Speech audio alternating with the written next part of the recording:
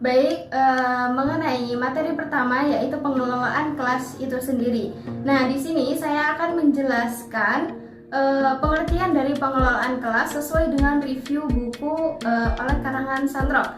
Nah, dalam buku karangan Sandrock ini mengungkapkan bahwa mengelola kelas adalah suatu keterampilan yang memungkinkan guru mengajar dan siswa belajar. Nah, di dalam buku Sandrock ini juga mengungkapkan bahwa ketika kelas dikelola secara efektif, kelas akan belajar lancar dan siswa akan aktif dalam pembelajaran. Kemudian lanjut pada Sandrock juga berpandangan bahwa manajemen kelas yang efektif itu mempunyai dua tujuan. Yang pertama, membantu murid menghabiskan lebih banyak waktu aktivitas yang tidak diorientasikan pada tujuan, di mana manajemen kelas yang efektif akan membantu Anda mengoptimalkan waktu pengajaran Anda, guru, dan murid. Menurut Carl Weinstein 1997 itu mendiskripsikan jumlah waktu yang tersedia untuk berbagai aktivitas kelas di sekolah menengah yang biasanya rata-rata itu 42 menit. Dan pada waktu belajar tahunan biasanya itu sekitar 62 jam, yang kira-kira hanya setengah hari waktu yang diwajibkan, meskipun angka ini hanya perkiraan. Angka-angka ini menunjukkan bahwa jam yang tersedia untuk pembelajaran kurang dari seharusnya.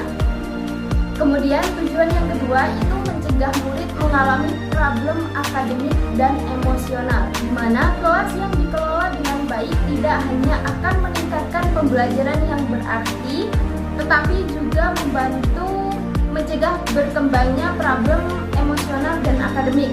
Kelas yang dikelola dengan baik akan membuat murid sibuk dengan tugas yang menantang. Kelas yang dikelola dengan baik akan memberikan aktivitas di mana murid menjadi terserap ke dalamnya dan termotivasi untuk belajar dan memahami aturan dan regulasi yang harus dipatuhi. Nah, dalam kelas yang seperti itu, murid kecil memungkinkannya mengalami masalah emosional dan akademik. Namun sebaliknya, dalam kelas yang dikelola dengan buruk, problem emosional dan akademik akan lebih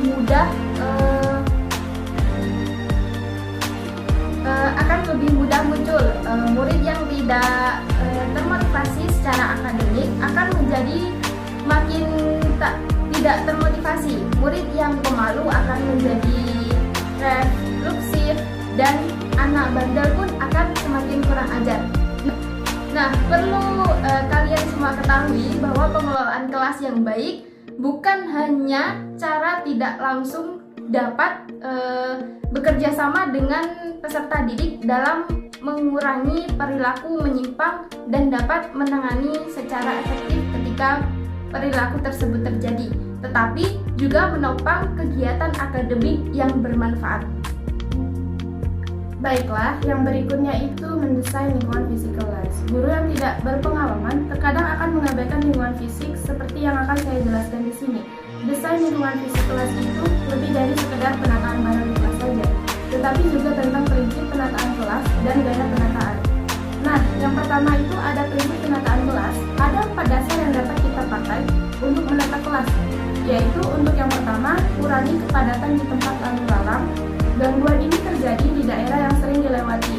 Daerahnya itu seperti area belajar kelompok, bangku murid, meja guru, rak buku, komputer, dan lainnya. Kemudian yang kedua itu pastikan bahwa Anda dapat dengan mudah melihat semua murid. Pastikan ada jarak pandang yang jelas dari meja guru, lokasi instruksional, meja murid, dan semua murid. Jangan sampai ada yang tidak terlihat. Kemudian yang ketiga itu materi pembelajaran dan perlengkapan murid. Harus mudah diakses, ini akan meminimalkan waktu, persiapan, dan perapian, dan mengurangi keterlambatan dalam gangguan aktivitas. Kemudian yang keempat itu pastikan murid dapat dengan mudah melihat semua presentasi di dalam kelas. Dalam hal ini, murid tidak boleh memindahkan kursi atau menjulurkan lehernya. Nah, yang berikutnya itu ada gaya penataan memikirkan bagaimana cara guru dapat mengorganisasikan ruang fisik kelas kita. Sebagai seorang guru harus bertanya kepada diri sendiri, tipe aktivitas seperti apa sih yang akan diterima murid? Dan berikut ini ada beberapa penataan fisik yang dapat mendukung. Di antaranya itu ada penataan kelas standar, yaitu di sini menunjukkan sejumlah gaya penataan kelas antara lain auditorium, tatap muka, offsite, seminar, dan poster. Nah, yang pertama ini ada dalam gaya auditorium, yaitu semua murid akan duduk menghadap ke guru. Gaya auditorium ini sering dipakai ketika guru mengajar atau seseorang yang memberikan presentasi di kelas. Nah, yang berikutnya itu ada gaya tatap muka, yaitu murid yang saling berhadapan. Pada susunan ini, gangguan dari murid lain akan lebih besar daripada susunan auditorium. Itu murid yang saling berhadapan pada susunan ini, gangguan dari murid lain akan lebih besar daripada susunan auditorial. Nah, kemudian yang ketiga itu dalam gaya offset, di mana sejumlah murid atau biasanya 3 atau 4 anak duduk di bangku tetapi tidak duduk berhadapan satu sama lain. Yang keempat itu ada dalam gaya seminar, di mana sejumlah besar murid itu duduk disusun berbentuk lingkaran dan persegi atau berbentuk huruf U. Dan yang kelima itu ada gaya cluster, yaitu di mana sejumlah murid bekerja dalam kelompok kecil. Nah, susunan meja yang mengelompokkan akan mendorong interaksi sosial di antara murid. Begitupun sebaliknya, susunan meja yang berbentuk lajur akan mengurangi interaksi sosial di antara murid. Di kelas, di mana bangkunya ditata dalam lajur-lajur, guru lebih mungkin untuk berinteraksi dengan murid yang duduk di deretan depan dan tengah. Area ini dinamakan zona aksi, karena murid di depan dan tengah lokasinya yang paling banyak berinteraksi dengan guru. Nah, di sini ada 2 contoh susunan kelas yang baik di sekolah dasar maupun di sekolah menengah. Nah, yang berikutnya ini ada menciptakan lingkungan yang positif untuk pembelajaran.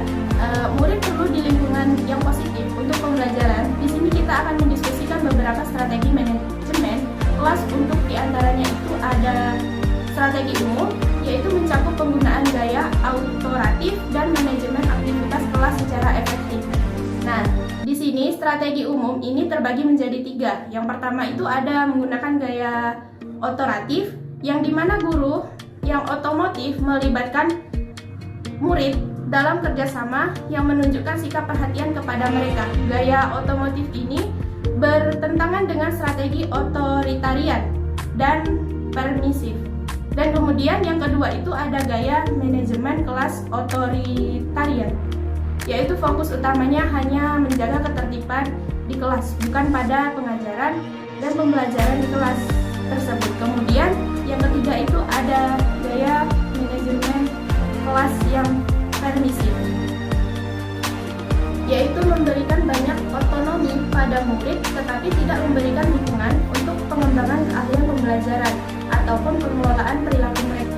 Dan yang terakhir ada membuat, mengajarkan, dan mempertahankan aturan dan prosedur. Agar kelas bisa berjalan lancar, kelas pun perlu punya aturan dan prosedur yang jelas. Murid harus tahu secara spesifik bagaimana aturan itu. Yang pertama bisa membedakan aturan dan prosedur, yaitu para murid itu dapat membedakan apa sih aturan dan apa sih yang dimaksud dengan prosedur. Aturan itu fokus pada ekspektasi umum, sedangkan prosedur itu juga berisi tentang perilaku, namun biasanya diterapkan untuk aktivitas spesifik dan diarahkan untuk menciptakan standar umum. Kemudian yang kedua, mengajarkan aturan dalam prosedur. Yang dimaksud di sini itu juga bisa menjelaskan seperti apa cara terbaik agar murid bisa mempelajari aturan dan prosedur. Kemudian, haruskah guru membuat aturan dan prosedur kemudian menyampaikan kepada seluruh murid? Dan yang ketiga itu mengajak murid untuk bekerja sama. Berikutnya yaitu menjadi komunikator yang baik. Dalam mengelola kelas dan membacakan konflik secara konstruktif membutuhkan keterampilan komunikasi yang baik. Ada 3 aspek utama dari komunikasi, yaitu yang pertama keterampilan berbicara, yang kedua keterampilan mendengar, yang ketiga ketiga, berkomunikasi secara nonverbal. Baik, yang pertama yaitu keterampilan berbicara. Menurut Flores dalam buku John W. Sandrock, beberapa strategi untuk berbicara secara jelas dengan kelas yaitu yang pertama, menggunakan tata bahasa dengan benar. Yang kedua, memilih kosakata yang gampang dipahami dan tepat bagi level grade murid Anda. Yang ketiga, menerapkan strategi untuk meningkatkan kemampuan murid dalam memahami apa yang Anda katakan, seperti menekankan pada kata-kata kunci, mengulang penjelasan, atau memantau pemahaman murid. Yang keempat, berbicara dengan tempo yang tepat, tidak terlalu cepat dan tidak terlalu lambat. Yang kelima, yaitu tidak menyampaikan hal-hal yang kabur. Dan yang terakhir, menggunakan perencanaan dan pemikiran logis sebagai dasar untuk berbicara secara jelas di kelas. Yang kedua yaitu keterampilan mendengar. Mengelola kelas secara efektif akan lebih mudah jika Anda dan murid Anda punya keterampilan mendengar yang baik. Mendengar adalah keahlian penting dalam menjalin dan menjaga hubungan. Mendengar yang baik akan mendengar secara aktif. Mendengar aktif berarti memberi perhatian penuh pada pembicara, memfokuskan diri pada isi intelektual dan emosional dari pesan. Menurut Sandrock dan Halonen ada beberapa strategi untuk mengembangkan keterampilan mendengar aktif. Yang pertama, beri perhatian cermat pada orang yang sedang berbicara. Yang kedua, parafrasa. Yang ketiga, sintesiskan tema dan pola. Yang keempat, beri umpan balik atau tanggapan dengan cara yang kompeten. Kemudian yang ketiga yaitu berkomunikasi secara nonverbal. Beberapa contoh perilaku umum yang dilakukan orang untuk berkomunikasi secara nonverbal yaitu yang pertama, mengangkat alis sebagai tanda tak percaya. Yang kedua, bersedekap untuk melindungi diri. Yang ketiga, mengangkat bahu sebagai tanda tak peduli. Yang keempat, mengedipkan satu mata untuk menunjukkan kehangatan dan persetujuan. Yang kelima, mengetukkan jari tanda tak sabar. Yang keenam, menepuk dahi sebagai tanda lupa sesuatu. Baik, selanjutnya yaitu pembahasan yang terakhir, yaitu menghadapi perilaku bermasalah. Sebaik apapun Anda merancang dan menciptakan lingkungan kelas yang positif, perilaku bermasalah pasti akan muncul. Anda harus menghadapinya dengan efektif dan tepat waktu. Di antaranya yaitu yang pertama strategi manajemen, yang kedua program berbasis kelas dan sekolah. Baik, yang pertama yaitu strategi manajemen. Strategi manajemen dibedakan menjadi dua, yaitu intervensi minor dan intervensi moderat. Yang pertama yaitu intervensi minor. Strategi intervensi minor yang efektif antara lain yang pertama, gunakan isyarat nonverbal. Yang kedua, terus lanjutkan aktivitas belajar. Yang ketiga, dekati murid. Yang keempat, arahkan perilaku. Yang kelima, beri instruksi yang dibutuhkan. Yang keenam, suruh murid berhenti dengan nada tegas dan langsung. Yang ketujuh, yaitu beri murid pilihan. Yang kedua yaitu intervensi moderat. Strategi yang efektif diantaranya yaitu yang pertama, jangan beri privilege atau aktivitas yang mereka inginkan. Yang kedua, buat perjanjian behavioral. Yang ketiga, pisahkan atau keluarkan murid dari kelas. Yang keempat, kenakan hukuman atau sanksi. Menghadapi perilaku bermasalah yang selanjutnya yaitu program berbasis kelas dan sekolah. Dibedakan menjadi tiga, yaitu yang pertama, program pengayaan kompetensi sosial yang terdiri dari yang pertama, proyek peningkatan kesadaran sosial sampai pemecahan problem sosial. Yang kedua, program kompetensi sosial untuk remaja muda. Selanjutnya yang kedua yaitu program 3C dalam manajemen kelas dan sekolah. Yang pertama yaitu cooperative community, yang kedua constructive conflict resolution, yang ketiga civic values.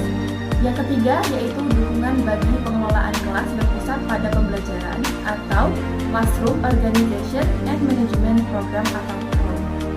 Baik, itulah tadi penyampaian materi terakhir yang dapat saya sampaikan mengenai yang pertama menjadi komunikator yang baik dan kedua menghadapi perilaku bermasalah. No one can